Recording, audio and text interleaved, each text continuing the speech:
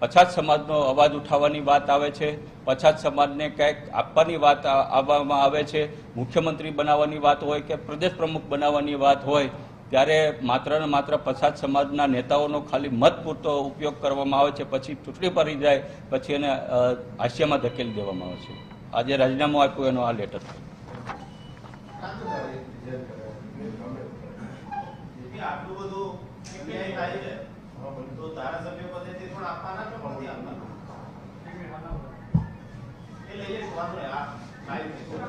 હા, હવે કોઈને કાંઈ પ્રશ્ન હોય તો આપ પૂછી શકો છો. એક એક આપણે હા પહેલા તમારો બોલ.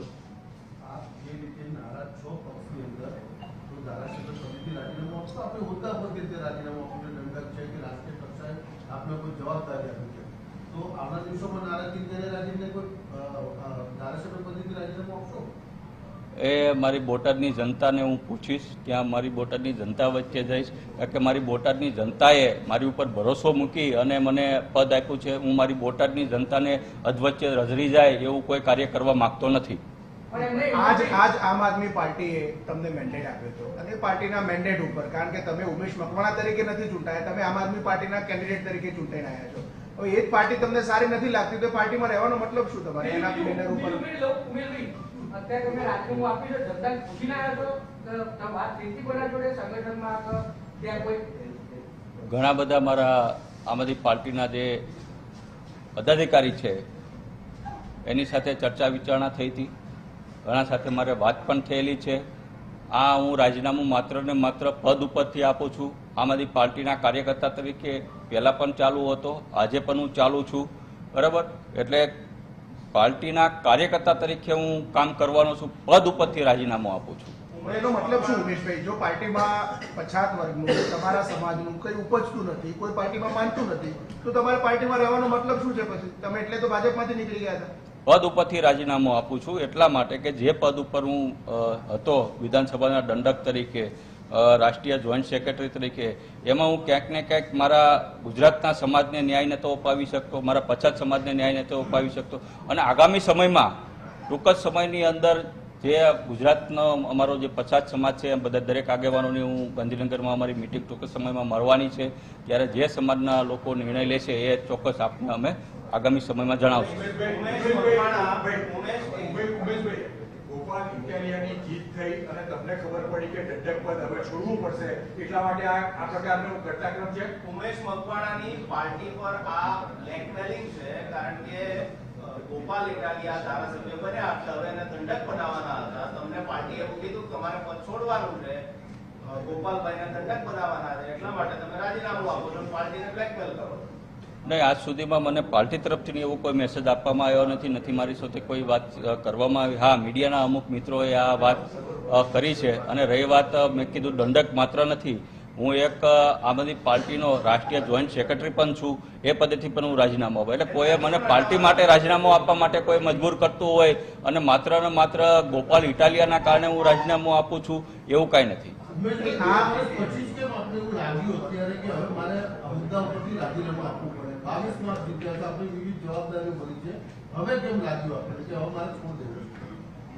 મેં તમને કીધું એમ કે ઘણો મારો પ્રયત્ન હતો. તમે જોયું છે કે વિધાનસભામાં સૌથી વધુ હાજરી મારી છે, તમે જોયું છે. સૌથી વધુ સરકારને મૂંઝવતા પ્રશ્ન પૂછનાર ઉમેશ મકવાણા છે, સૌથી વધુ વિધાનસભામાં પ્રશ્ન ઉઠાવનાર અને રજૂઆત કરનાર પણ ઉમેશ મકવાણા છે. ત્યાં સૌથી જે વિપક્ષની ભૂમિકા તરીકે જે મારે વિધાનસભાની અંદર જે કામ કરવું જોઈએ એ મેં ચોક્કસપણે ગુજરાતની જનતા માટે, દરેક સમાજ માટે ચોક્કસપણે એ કર્યું છે. વિદ્યાર્થીના મુદ્દા હોય તોય ભલે, ઓબીસીના મુદ્દા હોય તોય ભલે, કે કોળી સમાજના મુદ્દા હોય તોય ભલે, કે અન્ય સમાજના મુદ્દા હોય તોય ભલે, કે મારી બોટાદની જનતાના મુદ્દા હોય તો ખાલી માત્ર ને માત્ર વિધાનસભાની અંદર રજૂઆત નથી કરી, પણ વિધાનસભામાં મુદ્દા ઉઠાવીને પછી પણ કામ પણ કર્યા છે. એટલે એવું કાંઈ જરૂરી નથી કે મેં તમને કીધું એમ કે ભાઈ આજે મને એવું લાગી રહ્યું છે કે ભાઈ ક્યાંક ને ક્યાંક એકલું આમ આદમી પાર્ટી નહીં, મેં મારું સ્પષ્ટ તમને કહેવાનું છે, માત્ર ને માત્ર આ જે મારું કહેવાનું છે એ આમ આદમી પાર્ટીની વાત નથી. ગુજરાતની દરેક રાષ્ટ્રીય પાર્ટીની વાત કરું છું, એમાં ભારતીય જનતા પાર્ટી પણ આવી જાય છે. આજે તમે જોયું છે કે ભારતીય જનતા પાર્ટીએ આટલા વર્ષ પછી એક મિનિટ તમને જવાબ આપું, આટલા વર્ષ પછી પણ ભારતીય જનતા પાર્ટીએ એક મુખ્યમંત્રીનું નામ આપો જે પછાત સમાજમાંથી કોળી સમાજમાંથી આવતો હોય, બનાવ્યો હોય, પ્રદેશ પ્રમુખનું નામ આપો તમે મીડિયાવાળા, આજ સુધીમાં કેમ નથી બનાવી શકી? એવી રીતના કોંગ્રેસ તો સત્તામાં નથી પણ વિપક્ષનો નેતા પણ નથી બનાવી શકી. એટલે ક્યાંક ને ક્યાંક ગુજરાતની અંદર સૌથી વધુ મારી વાત સાંભળો, ગુજરાતની અંદર સૌથી એક બાજુ આપણે લોકશાહીની વાત કરવી છે ગુજરાતમાં, તો ગુજરાતની અંદર સૌથી વધુ જો વસ્તી ધરાવતો હોય તો કયો સમાજ છે? ઓબીસી સમાજ છે, પછાત સમાજ છે. તો જ્યારે મતની જ્યારે દરેક પાર્ટીને જરૂર હોય ત્યારે એના નેતાઓને દોડાવે છે. એ પછી ભાજપ હોય તોય ભલે, કોંગ્રેસ હોય તો ભલે, કે આમાંથી પાર્ટી હોય તો ભલે, જેવી ચૂંટણીઓ પૂરી થઈ જાય, પરિણામો આવે તો એ જ નેતાઓને સાડીમાં ધકેલી દેશે. કેમ એ નેતાઓને પ્રદેશ પ્રમુખ નથી બનાવવામાં આવતા? ભાજપ કેમ આજે સુધી મુખ્યમંત્રી ચહેરો નથી બનાવ્યો? એટલે કહેવાનો મતલબ મારે માત્ર આમ આદમી પાર્ટી પૂરતો નથી, આજે અમારા જે કાંઈ પછાત સમાજના અમારા આગેવાનો આજે ટૂંક સમયમાં અમે મિટિંગ મળવાના છીએ. એટલે આગામી સમયની અંદર અમે ચોક્કસપણે એ મોટો નિર્ણય લેવાના છીએ. નહીં, પારિવારિક નથી, લોકશાહી છે. આજે લોકશાહીનો વિષય છે, પારિવારિક વિષય નથી. ભાજપ કોઈ પરિવારની એક પરિવારની પાર્ટી નથી. ભારતીય જનતા પાર્ટી જે છે એ લોકશાહી તંત્રથી જીતે છે. આજે ગુજરાતની અંદર સૌથી વધુ વસ્તી ધરાવતો સમાજ હોય તો એ ઓબીસી સમાજ છે, પછાત સમાજ છે. 70% પછાત સમાજની વસ્તી આવે છે. તો શા માટે એનો એક પણ મુખ્યમંત્રી ભારતીય જનતા પાર્ટી નથી બનાવી શકી, પ્રદેશ પ્રમુખ નથી બનાવી શકી? એટલે કહેવાનો મારો વિષય એ છે કે જ્યારે પછાત સમાજના મત જ્યારે દરેક પાર્ટીને જોતા હોય ત્યારે એના ચૂંટણીમાં એના નેતાઓને મોકલે છે. જેવી ચૂંટણી પૂરી થઈ જાય તો દરેક પછાત સમાજના ધારાસભ્ય હોય, સાંસદ સભ્ય હોય એને ખૂણામાં બેસાડી દેશે. ઉમેશભાઈ, તમારી પાર્ટી 2022માં લડી ત્યારે તમારી પાર્ટીએ કયા ઓબીસી અથવા તો પછાત વર્ગના ઉમેદવારને સીએમ કેન્ડિડેટ તરીકે જાહેર કર્યો? તો બીજું, 2 મહિના પહેલા તમારું સંગઠન બોટાદનું જાહેર થયું, ત્યારથી તમે નારાજ ચાલો છો. એ વખતે ગોપાલ યાદવ તમને અહીંયા મળવા માટે આવ્યા હતા. એ વખતે તમે એવું કહેતા હતા કે મીડિયા વેચાઈ ગયું, મારી કોઈ નારાજગી નથી. અત્યારે તમારી નારાજગી સામે આવી છે, તો હવે તમે વેચાઈ ગયા એવું થયું ના? જો પેલો સ્પષ્ટ તો એ કરું, મીડિયા વેચાઈ ગઈ એવું ક્યારે હું બોલ્યો નથી. તમારા કાર્યાલયમાં તમે બોલ્યા છો એવું? મેં તમને એવું કીધું હતું કે અમુક યુટ્યુબ ચેનલો, હજી હું તમને સ્પષ્ટ કહું છું, અમુક યુટ્યુબ ચેનલો એના આજે મારી પાસે એના કવર છે કે માત્ર ને માત્ર અમુક વ્યક્તિઓના કહેવાથી ન્યૂઝ ફેક ચલાવે છે. જ્યારે મને પોતાને ખબર નથી ત્યારે એવા ન્યૂઝ ફેક ચલાવ્યા હતા. એ મને પણ ખબર છે કે આમાં ભાજપના અમુક કાર્યકર્તાઓ આગેવાનોના ઈશારે, આમ આદમી પાર્ટીના અમુક આગેવાનોના ઈશારે મને બદનામ કરવા માટે કે ઉમેશભાઈ ભારતીય જનતા પાર્ટીમાં જાય છે એવા ન્યૂઝ ચલાવવા માટે એ જ યુટ્યુબ ચેનલોને આમ આદમી પાર્ટીના ઉચ્ચ નેતાઓ દ્વારા પૈસા આપીને ન્યૂઝ ચલાવવામાં આવ્યા હતા. હજી પણ હું તમને કહું છું, એમાં હું મારી વાત ઉપર કાયમ છું. મને બદનામ કરવા માટે. તો મોટા સમાચારથી આ બુલેટિનની શરૂઆત કરી છે. વિસાવદરમાં આમ આદમી પાર્ટીની જીત બાદ આમ આદમી પાર્ટીમાં મોટો કકળાટ સામે આવ્યો છે. આમ આદમી પાર્ટીના દંડક પદેથી ઉમેશ મકવાણાએ રાજીનામું આપી દીધું છે. બોટાદ આમ આદમી પાર્ટીના ધારાસભ્ય ઉમેશ મકવાણાએ રાજીનામું આપ્યું છે. પછાત સમાજને નેતૃત્વ મુદ્દે આમ આદમી પાર્ટી પર બળાપો કાઢ્યો છે. ભાજપ અને કોંગ્રેસ બાદ આપમાં પણ એવી સ્થિતિ છે તેવું ઉમેશ મકવાણાએ કહ્યું છે. અને એવું પણ કહ્યું કે પછાત સમાજને પ્રતિનિધિત્વમાં પાર્ટી ઊણી ઉતરી છે. કોળી સમાજનો ચૂંટણી પૂરતો ઉપયોગ કરવામાં આવે છે. રાષ્ટ્રીય જોઈન્ટ સેક્રેટરી પદેથી પણ રાજીનામું આપ્યું ઉમેશ મકવાણાએ. ધારાસભ્ય પદેથી રાજીનામા મુદ્દે મોટું નિવેદન આપ્યું છે. કહ્યું છે કે બોટાદની જનતાને પૂછીને ધારાસભ્ય પદેથી રાજીનામું આપીશ.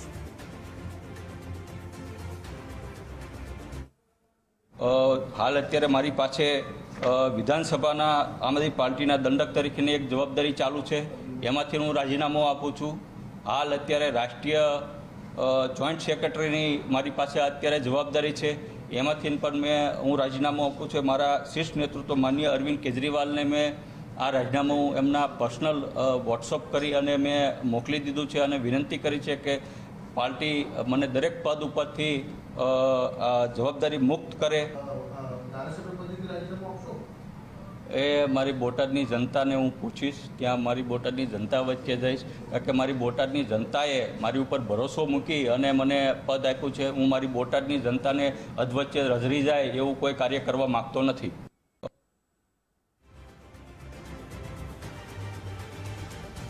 આમ આદમી પાર્ટીમાં અંદરો અંદર કકળાટ જોવા મળી રહ્યું છે. મારી સાથે ન્યૂઝરૂમથી અમારા આસિસ્ટન્ટ એડિટર ધર્મેશ વૈદ્ય લાઈવ જોડાઈ ગયા છે.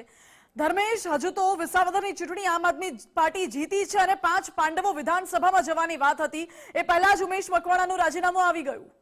માનસી, વિસાવદરની પેટા ચૂંટણી પછી જય ગોપાલ થઈને દિલ્હી સુધી આમ આદમી પાર્ટી હવે 2027ની તૈયારની હાલેક જગાવી હતી.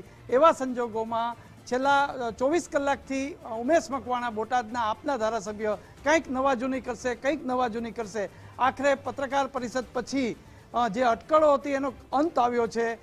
સૌથી મહત્વની વાત એ છે કે ઉમેશ મકવાણા ડબલ સ્ટાન્ડર્ડ હોય એવી રીતે વાત કરી રહ્યા એવું લાગે છે, કારણ કે એમણે આપના જે પદ ઉપર છે એ પદ ઉપરથી એમણે રાજીનામું આપ્યું છે. ધારાસભ્ય પદેથી રાજીનામા માટે જનતાને પૂછશે. આ પહેલાં પણ જ્યારે આ અટકળો અને અફવા કે જે કહેવાતી હોય એ વાતો ગુજરાતના રાજકારણમાં ચર્ચા ત્યારે એમણે માનાની અને આ સહિતના દાવા કરવાની પણ વાતો કરી હતી. આજે ઉમેશ મકવાણાએ ફરી એવું કહ્યું છે કે હું આપના દંડક પદે છું, એમાંથી હું રાજીનામું આપું છું, જે કેજરીવાલને મોકલાઈ ગયું છે. અને બીજું જે છે કહી શકાય કે એમને જે જોઈન્ટ સેક્રેટરી છે આપના જે રાષ્ટ્રીય સંગઠનમાં, એમાંથી હવે માત્ર કાર્યકર બનીને રહેશે, પણ ધારાસભ્ય તરીકે તો રહેશે.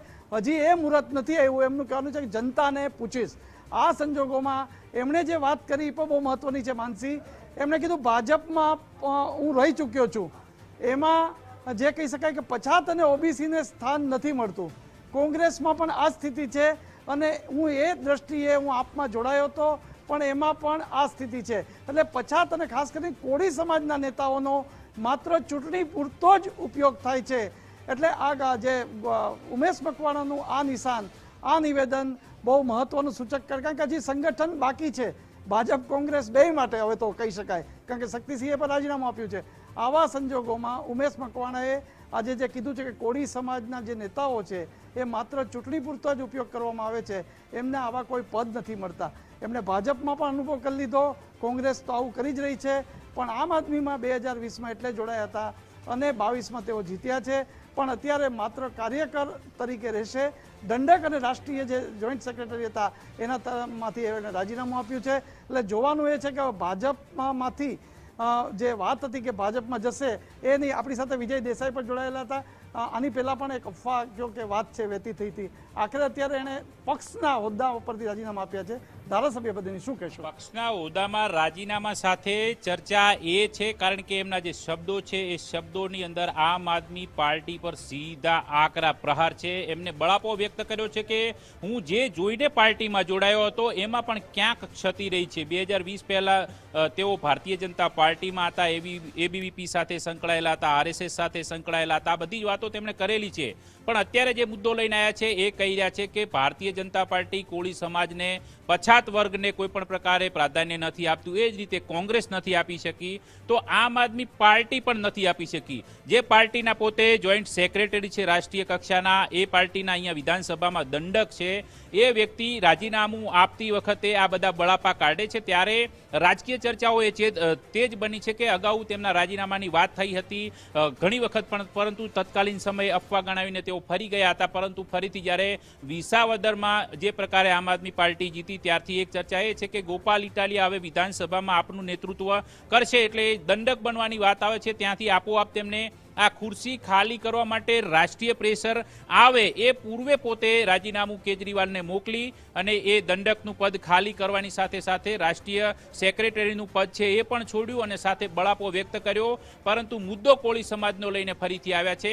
એટલે ક્યાંક રાજકીય ચર્ચા એ છે કે તેમને જ્યારે ધારાસભ્ય પદેથી રાજીનામું આપશે કે કેમ એ મુદ્દે જ્યારે પૂછ્યું ત્યારે તેમણે સ્પષ્ટ કર્યું કે આ મુદ્દે તો હું જનતા સાથે, બોટાદની જનતા સાથે ચર્ચા કરીશ, એ જનતા જે કંઈ પણ કહેશે એના આધારે નિર્ણય કરીશ. પરંતુ એક વાત અહીંયા ઉલ્લેખનીય એટલા માટે છે ધર્મેશ, કારણ કે એ કાયદાકીય આંટીકુટીમાં અટવાયેલા ધારાસભ્ય છે, એના કારણે તેમના પર કદાચ પોલિટિકલી કોઈ પ્રેશર છે કે કેમ એનો કોઈ ફોડ પાડતા નથી. જે પ્રકારે આમ આદમી પાર્ટી એવું કહે છે કે ગુજરાતમાં નવી ક્રાંતિનો ઉદય થઈ રહ્યો છે વિસાવદરના પરિણામ બાદ, ત્યારે આ પરિણામની અંદર આ ક્રાંતિના ઉદયમાં એમની ક્રાંતિમાં ગાબડું પાડવા ભાજપ સક્રિય છે કે કેમ એ પણ એક રાજકીય ગલીઓમાં ચર્ચા છે. એટલે આ બધા ચર્ચા વચ્ચે ઉમેશ મકવાણાના જે નિવેદન છે એ નિવેદન પરથી સ્પષ્ટ થાય છે કે તેમને ધારાસભ્ય પદ નથી છોડવું, પાર્ટી નથી છોડવું, સામાન્ય કાર્યકર બનીને રહેવું છે. કારણ કે જો ધારાસભ્ય પદ છોડે અને ભારતીય જનતા પાર્ટીમાં સંભવત જો એ જોડાય તો એમને જે પ્રકારે વિસાવદરના સમીકરણ જોયા કે ભૂપત ભાયાણી મોટા ઉપાડે રાજીનામું આપીને ભાજપમાં ગયા ને એમને એ વખતે એવું હતું કે ભરોસો આપ્યો છે કે પાર્ટી ટિકિટ આપશે,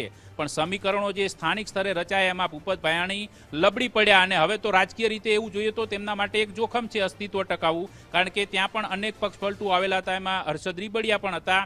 એવો જ ઘાટ જો બોટાદમાં ઘડાય અને ભાજપના જૂના જોગીઓ જો ઉમેશ મકવાણાને ભારતીય જનતા પાર્ટીમાં ન આવકારે તો એ પરિસ્થિતિમાં ઉમેશ મકવાણાનું ભાવિ શું? જે પ્રકારે રાજનીતિમાં તેઓ આવ્યા હતા અને 2 વર્ષથી ખુલીને જે પ્રકારે 2022ની વિધાનસભા બાદથી તેઓ જે પ્રકારે મુદ્દાઓને લઈને લડે છે, કોળી સમાજની વાત કરતા લડે છે, તો આ બધા મુદ્દાઓ છે, મુદ્દાઓ ક્યાં જાય? એટલે પોતાનું એક રાજકીય બેકગ્રાઉન્ડ સચવાઈ રહે અને પાર્ટી પ્રેશર કરે, પૂર્વે આ પ્રકારે રાજીનામું આપીને પાર્ટી ઉપર પ્રેશર બનાવવાનો આ એક પ્રયાસ કર્યો છે, પણ રાજીનામા મુદ્દે હજી ફોડ પાડતા નથી.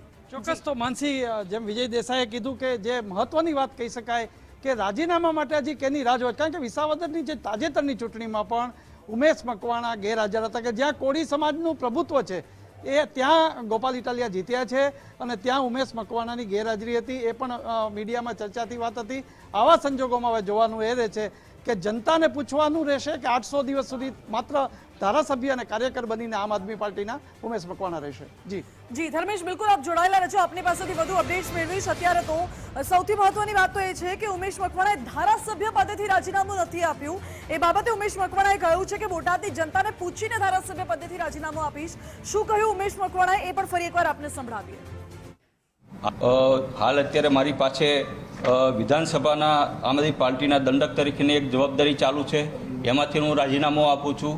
હાલ અત્યારે રાષ્ટ્રીય જોઈન્ટ સેક્રેટરીની મારી પાસે અત્યારે જવાબદારી છે, એમાંથી પણ હું રાજીનામું આપું છું. મારા શીર્ષ નેતૃત્વ માનનીય અરવિંદ કેજરીવાલને મેં આ રાજીનામું એમના પર્સનલ વોટ્સઅપ કરી અને મેં મોકલી દીધું છે અને વિનંતી કરી છે કે પાર્ટી મને દરેક પદ ઉપરથી જવાબદારી મુક્ત કરે. એ મારી બોટાદની જનતાને હું પૂછીશ, ત્યાં મારી બોટાદની જનતા વચ્ચે જઈશ, કારણ કે મારી બોટાદની જનતાએ મારી ઉપર ભરોસો મૂકી અને મને પદ આપ્યું છે. હું મારી બોટાદની જનતાને અધવચ્ચે રઝળી જાય એવું કોઈ કાર્ય કરવા માગતો નથી.